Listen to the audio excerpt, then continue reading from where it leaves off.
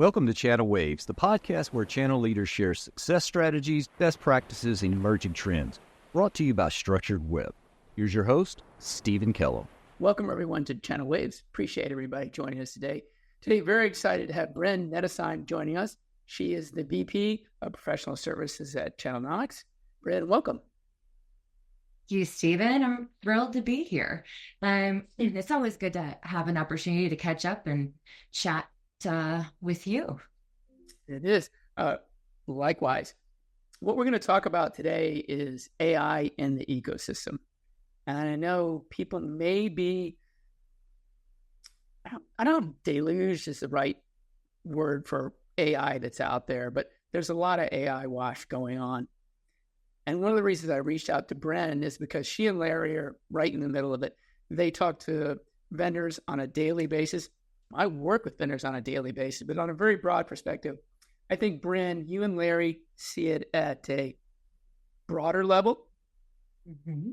And so I thought it would be very good to bring her in and give us an opportunity to talk about where AI is working in the ecosystem, really what AI is in the ecosystem, what AI really is in the ecosystem, where it can flourish, where are there going to be challenges, what are the upside. We're going to walk through all of that. But maybe we start a little bit about what you're seeing and how that's really tied into yours and Larry's background and your perspective on AI and the ecosystem. Maybe even start with defining it a little bit. You know, here's the beautiful thing about what we do at Channelnomics is we talk with friends like you, Steven, and we work with vendors and their partners. So we get this broad view, and the partners, of course, tell us the end user feedback, right? So we get this really unique perspective. As you said, it's this broad view of what's going on out there in the world with AI. Everyone's still excited about it, but the hype's starting to come down a little bit. And we're going to look at what the real life use cases is, but we can still get excited about where the opportunity sits and how we can all make some money while implementing technology. Right? And making lives better, improving technology and services. And I think there's three different lenses in how the Channelnomics team looks at this opportunity at hand, right? There's the global market opportunities, there's what vendors can take advantage of, what partners can take advantage of, and what those end consumers and customers are saying. And then, Steven, I think we have the other element is what are vendors like Structured Web and in your space, how are you adapting and seeing opportunities, challenges to help those vendors to enable those partners? Well, the reason we talk to Channelnomics and the reason we talk to our clients as well, too, and even our prospects is to learn this. Right? We're a technology platform. Our job is to make the best SaaS platform out there to help processes, programs, and automation work as well as possible to decrease costs or shorten time to revenue, right? That's what we're all here for. So we love getting together with people like you to hear, what is that broad perspective? And then it helps us define where can we come in? Where can we focus our energies? How do we make the product better? How do we marry up with that processes, programs, and automation so that it all sort of comes together and works right? Yeah. Well, Steven, let's start with the opportunity that exists out there. So IDC, global AI market. Steven, let me quiz you. Do you know what the general opportunity is for the global AI market? Okay. Are you talking about in revenue perspective? Yes, in dollars. Okay. Here's what I'm hearing. Is that what it is today? Let's say this amount of software, this is the world that I live in, I think a lot of us live in, it's worth X amount of dollars. But as AI continues to proliferate, what I'm hearing is the cost is actually going to go up on the software while its savings are going to go down because its value is going to then be related to what it can provide. So let's say if we're talking $1 trillion today, is it going to be $3 trillion in 5 years? Something like that.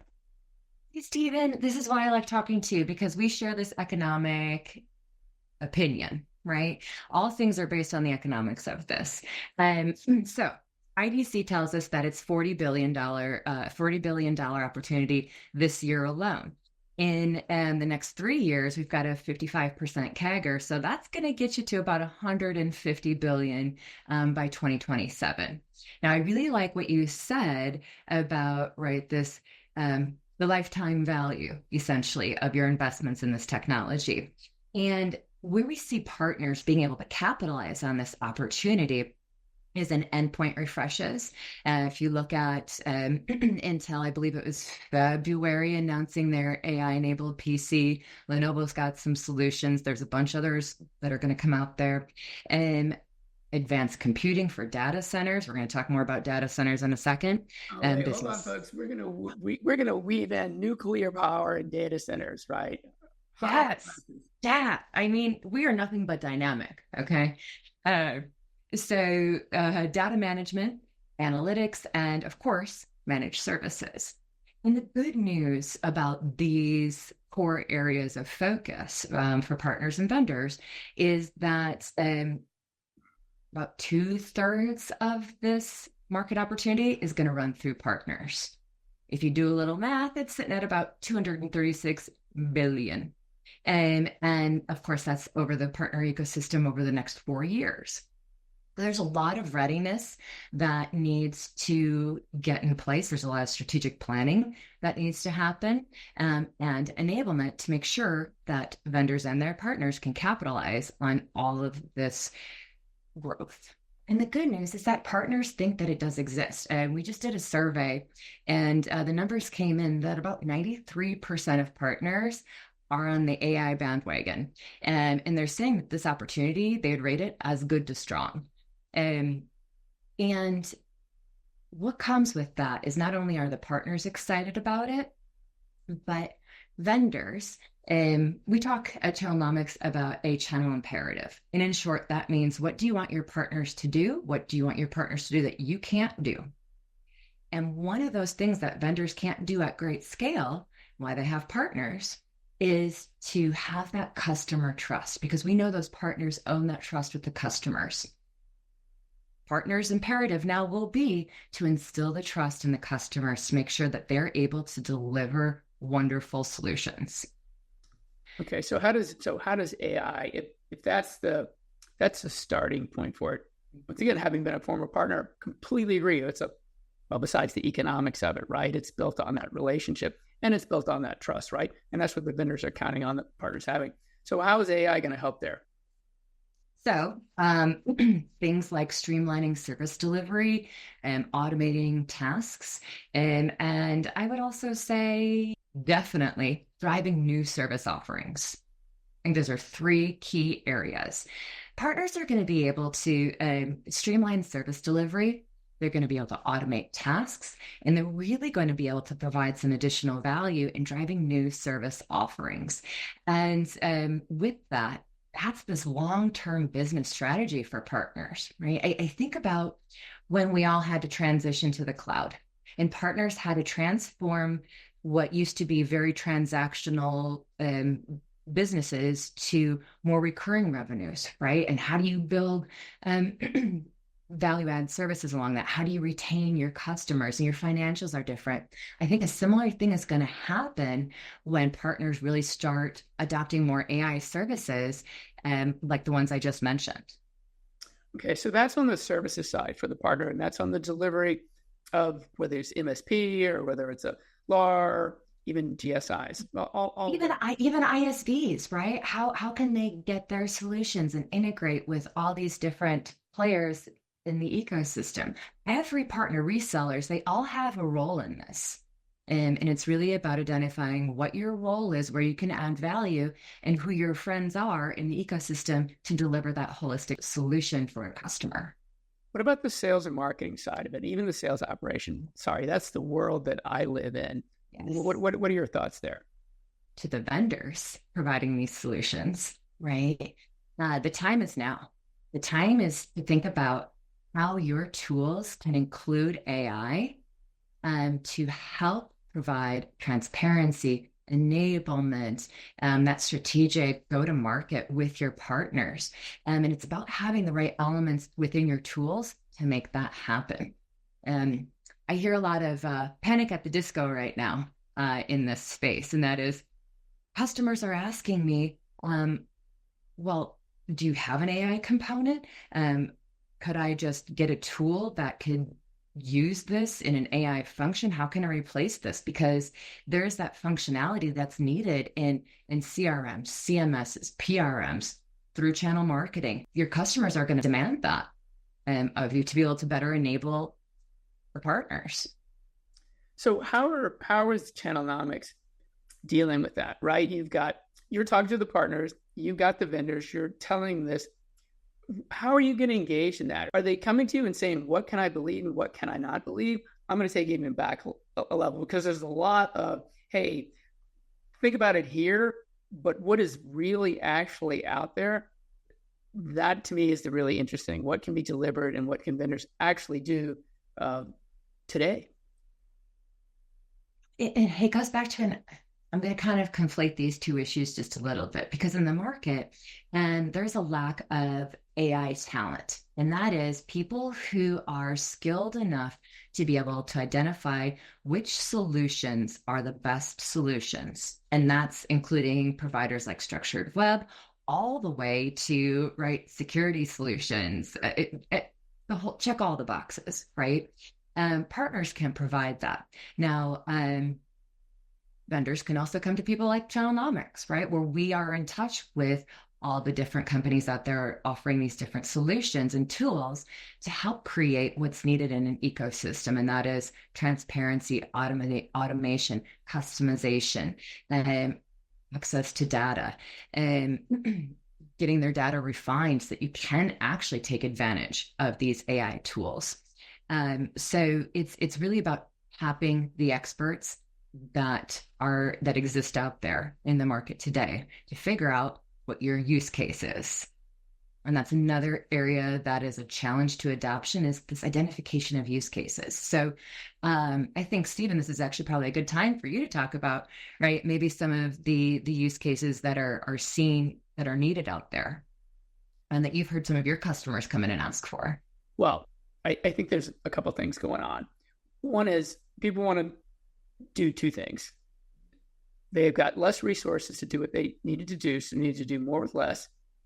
They have time constraints from a competitive advantage, so they do more with less, and they need it to do faster. And they need everything to be accurate, really well done, and of the highest quality. So basically, they need good, fast, and cheap. And I'm also going to say, and easy, right? It has to be simple. And easy and simple. I think that's all part of it. And historically, you could never have good, fast, and cheap. You were always, or less expensive. You always had to give up one. I think one of the things AI is allowing several places, several organizations, is to be able to do all three. And even very simple in content creation, right? If you want to talk about being able to decrease your costs and being able to create content and localize content and personalize content, and translate content, so you can have time savings. But it also is allowing you to have faster time to market, shorten time to revenue, affects the partner's bottom line, the vendor's bottom line, all of that. So we live in a world where AI is just straight down to something really simple, right? It's turned into something pretty simple. And that's how do you create content and how do you personalize messaging. So I live in this very, very simple world around that. The world that you're living in is getting more complicated, and we're having to pay attention to that when it gets into the partner's delivery and what they're doing with their customers. So from us, I think what we're seeing is, how does it affect channel marketing, right? Pretty simple on that. We're now pulled into, how does it affect channel sales? Because Steven, this is a great segue. I was just reading this morning in my LinkedIn feed that HP just posted about the launch of a new AI-enabled sales training tool. And that's a great intersection of content. Well, it's sales enablement content, and that marrying that between your technical needs and using AI to train up your partners to get the right value proposition out there and do it in an engaging way, right? Well, I think you can use AI in so many ways, right? And you can do it in the long tail. You can do it in the managed partners. I think you could do it in the strategic partners as well, all a little bit differently. But how do you get that right content or that right message to that partner at the right time, and whether it's in helping them in marketing or helping them in sales enablement, helping them really all the way up and down the funnel. I'll give you the coolest instance that I've seen and sort of marries them all together. So think deal registration, right? Historically, deal registration, vendors have it because they want access to understand the pipeline, and they want to help partners through their deals and improve the conversion rate. So let's say it's 10%. What if you literally could have a partner go into a deal registration, register their deal, and then AI could automatically understand who that partner is, where that partner is, what that partner is, and who they're talking to, and provide the right piece of content for them all the way up and down the sales funnel, right? The right piece of content at awareness, the right piece of content at decision-making, all along the way, even up and down. So if you can use AI to do that, if you could take a 10% closure rate on your deal registration and conversion rate on your deal registration and turn it to 12%, 2% increase, millions of dollars. Yes, not to mention employee satisfaction, millions. Billions of dollars, right? So you can see where this is taking marketing and it's intersecting with sales enablement, which is intersecting with really even the operation side of tying. I was going to say, right? Everything together, right? Yes. And that's why I said, right, all of these other, CRMs, CMSs, PRMs, TCMA, there's fear and the very clear need of being able to utilize and develop AI applications to do just that. And I think the ultimate result about what you're talking about is, can you imagine? I would love to do some research about partner satisfaction in being able to use some of these tools. If deal reg and you're serving them up all kinds of elements and tools to get them further through the funnel, they're going to be happier. Deals are going to go smoother. Customers are going to get the information that they need, shortening your time to to closing that deal. Hopefully, you know, a research firm that's very good at that. You know, I kind of have an idea. It starts with channel, ends with nomics. Channel ends with nomics, I agree. Let's segue over a little bit into the fear thing that you brought that up, because I see this on a regular basis, and I'm trying to differentiate it, curious on your take on this, between the individuals who are coming to us with a problem and a solution and an AI agenda, and the organization that is trying to accelerate around AI, yet keep compliance in a place where everything is copacetic, right? And so what I'm seeing is a little bit of a struggle between individuals or groups, whether it's in sales or marketing or operations, have a great idea and a great initiative, and they want to do this. And then they go through the organization, and the organization has things they need to check off in a box around compliance. So curious what you're seeing, how this fear is playing out, and your take. Kind of reminds me of the Billy Madison question where they go, I choose business ethics. And it's a really complicated question, right? And I'm going to take it at that highest level first, and that is, how do you coach, govern, and control human behavior when it comes to AI? And that's a big loaded topic, and that's a whole nother podcast. But let's take that into consideration when we talk about this. And the other element is convincing people of the use cases, getting the investment in place, and then governing those decisions and that behavior. What we haven't talked about yet are things like security risks and elements that need to be put in play. This is the plug for partners out there. Here's a great opportunity in implementing your solutions with your customers, is to think about how you can add services and value with those security measures, because that's really genuinely needed. You put all of that together in the way that you framed it up, Steven, and I think you've got a really complex organizational issue. And between wanting to reach this ideal outcome and making it happen. And I think I'm going to turn the question back and say, goodness, I wonder if anyone's done this well. So they have. So we worked with a couple of organizations, Fortune 50, who have created AI compliance groups inside of their organization.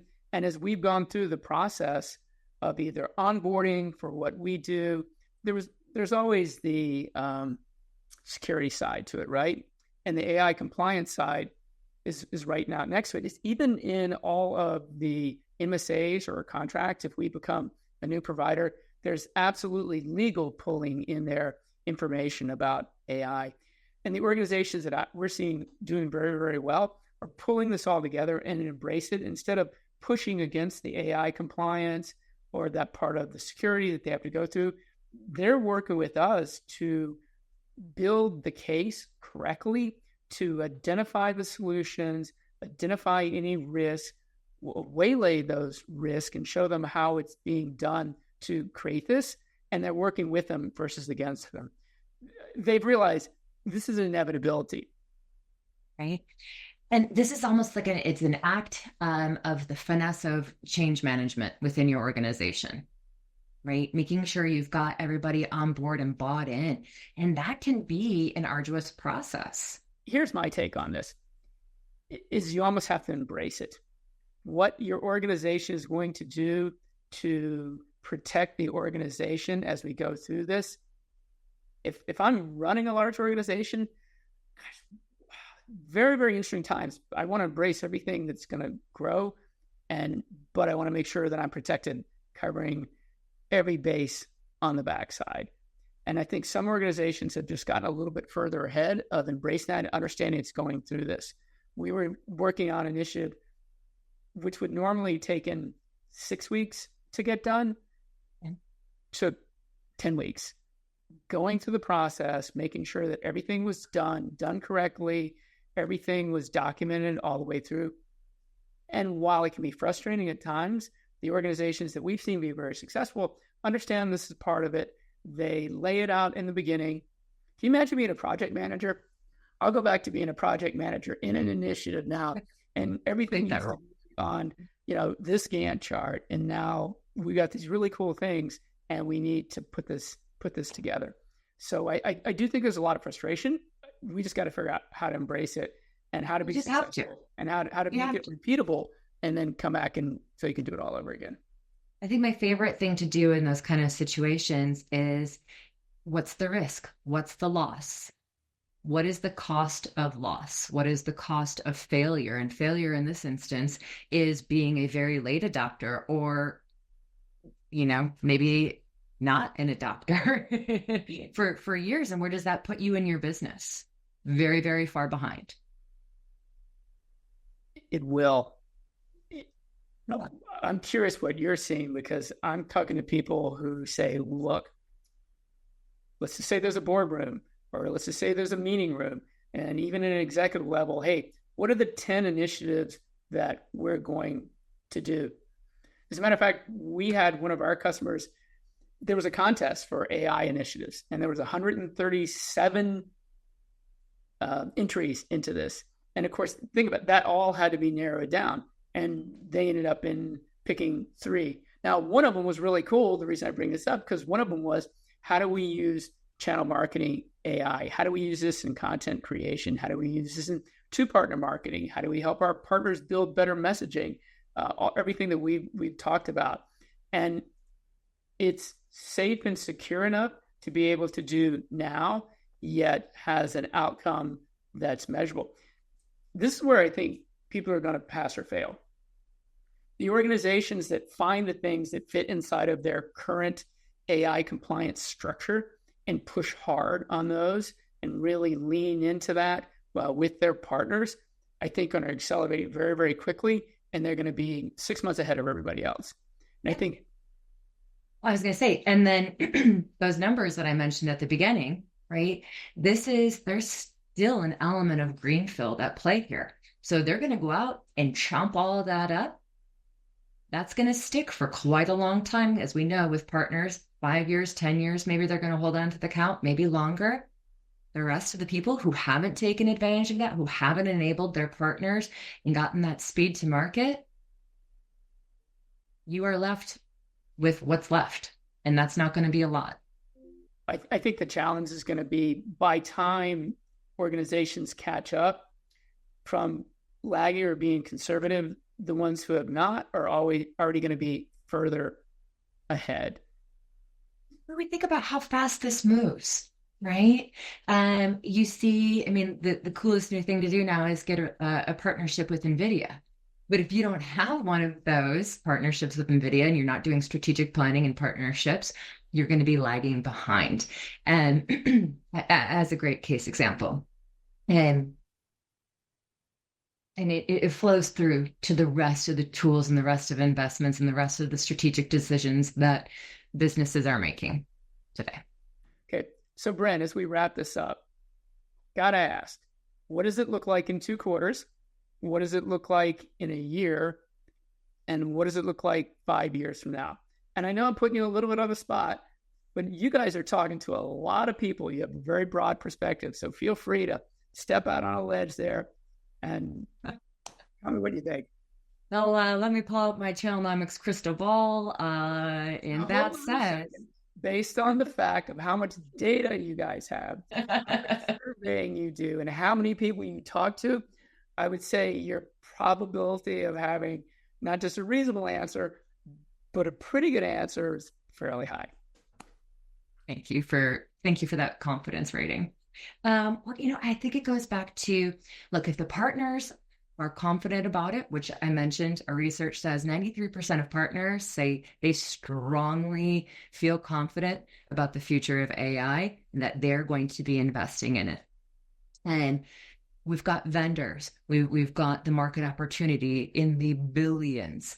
I think the need, the desire for getting to market together quickly to grab that revenue, to get a hold of those greenfield opportunities is there. I think there's going to be rapid adoption as long as, right, you've got the right foundations in place, data centers and data quality being the first two, while the end user enablement comes into play.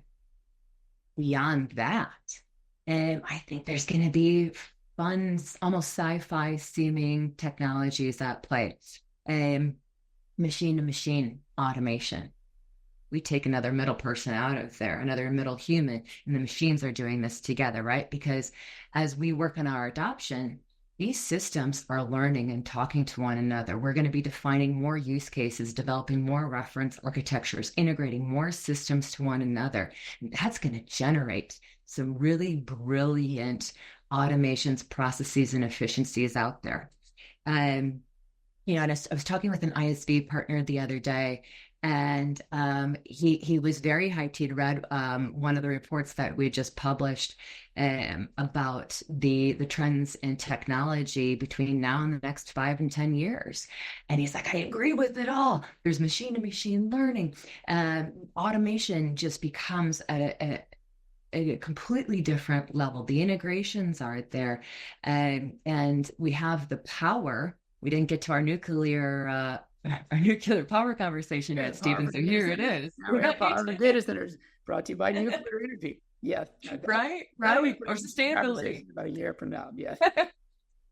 Right. But I think all of these things are going to start to come into play, and it's going to happen quickly. And I think we're going to be in a very different world in 4 years from now, when a majority of that projected market opportunity has been realized, consumed, and put in place. One last question for you.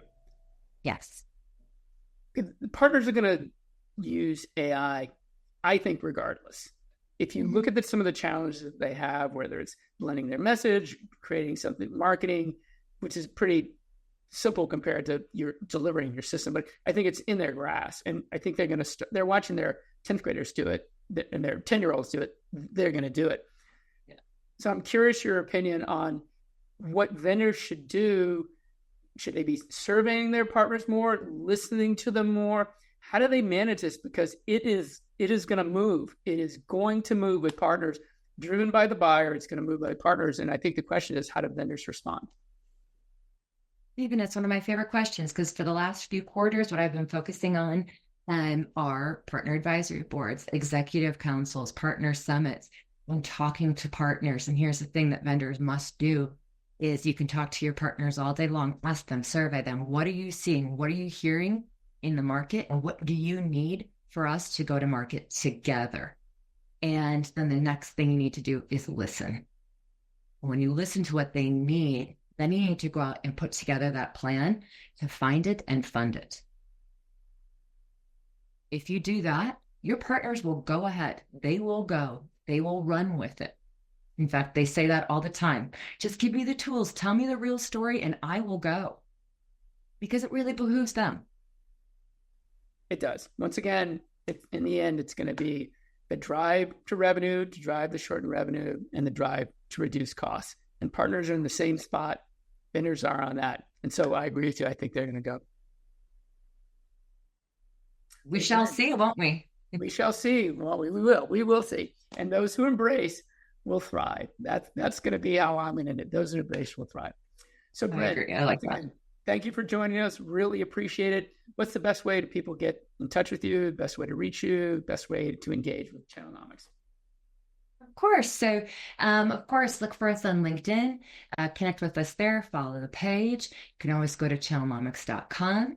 You can also cruise YouTube and check out our other engaging videos and podcasts called In the Margins or Changing Channels. And then lastly, this is my plug for CIQ, which is Channelnomics, collection of all of our research, our insights, access to the consultants, and everything at your hands that you might need to validate a new solution and make sure that you're running your channel most efficiently. Right. Once again, thanks, Bryn, for joining us. Thank you, listeners, for joining us. Everybody have a great day. Thank you.